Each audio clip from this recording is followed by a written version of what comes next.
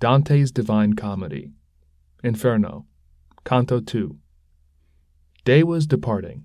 In the embrowned air release the animals that are on earth from their fatigues, and I, the only one, made myself ready to sustain the war, both of the way and likewise of the woe, which memory shall retrace, that erreth not.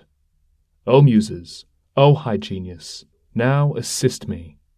O memory, that didst write down what I saw, here thy nobility shall be manifest. And I began, Poet who guidest me, regard my manhood if it be sufficient. Ere to the arduous pass thou dost confide me. Thou sayest, that of Silvius the parent, while yet corruptible, unto the world immortal went, and was there bodily. But if the adversary of all evil was courteous, thinking of the high effect that issued from him, and who, and what, to men of intellect unmeet it seems not, for he was of great Rome, and of her empire, in the imperial heaven as father chosen, the which and what, wishing to speak the truth, were established as the holy place, wherein sits the successor of the greatest Peter. Upon this journey, whence thou givest him vaunt, things did he hear, which the occasion were both of his victory and the papal mantle.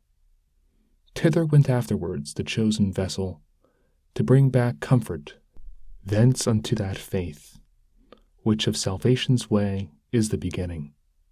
But I, why thither come, or who concedes it?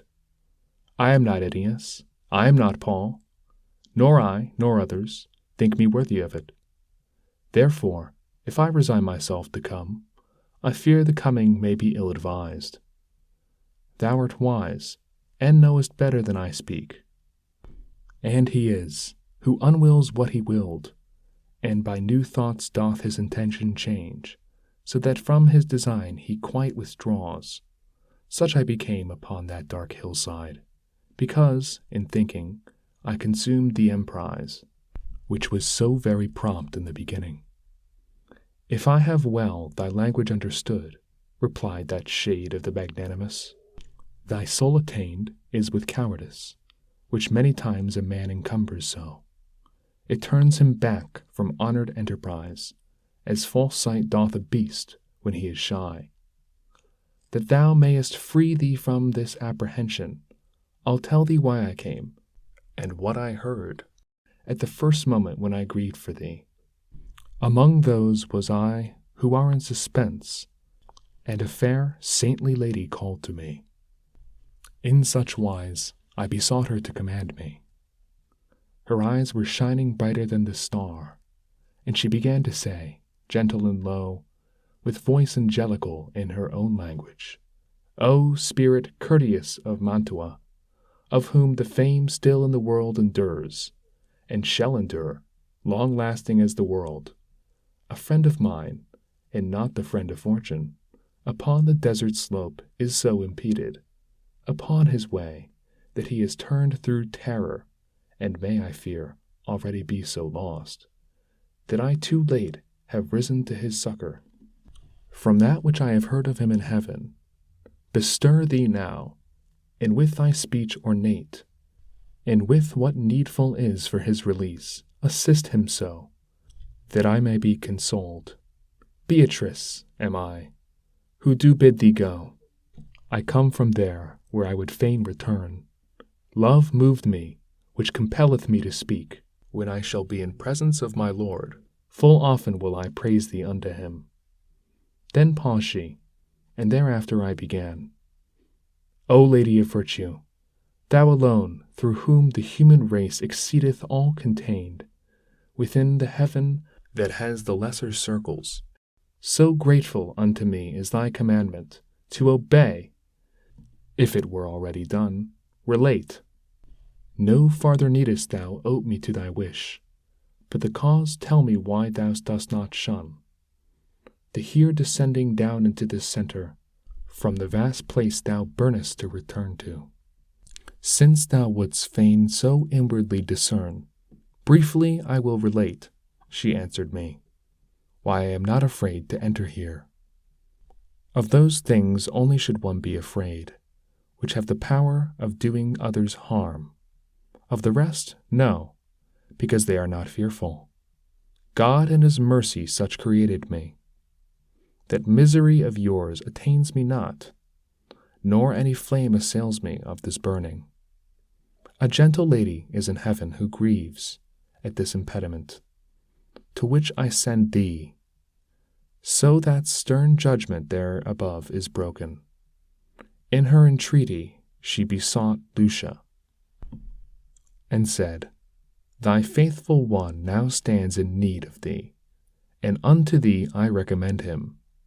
Lucia, foe of all that cruel is, hastened away, and came unto the place where I was sitting with the ancient Rachel. Beatrice, said she, the true praise of God, why succourest thou not him, who loved thee so? For thee he issued from the vulgar herd. Dost thou not hear the pity of his plaint? Dost thou not see the death that combats him? Beside that flood, where the ocean has no vaunt? Never were persons in the world so swift to work their weal and to escape their woe, as I, after such words as these were uttered, came hither downward from my blessed seat, confiding in thy dignified discourse, which honors thee, and those who've listened to it. After she thus had spoken unto me, weeping, her shining eyes she turned away, whereby she bade me swifter in my coming. And unto thee I came as she desired. I have delivered thee from that wild beast, which barred the beautiful mountain's short ascent. What is it then? Why dost thou delay? Why is such baseness bedded in thy heart?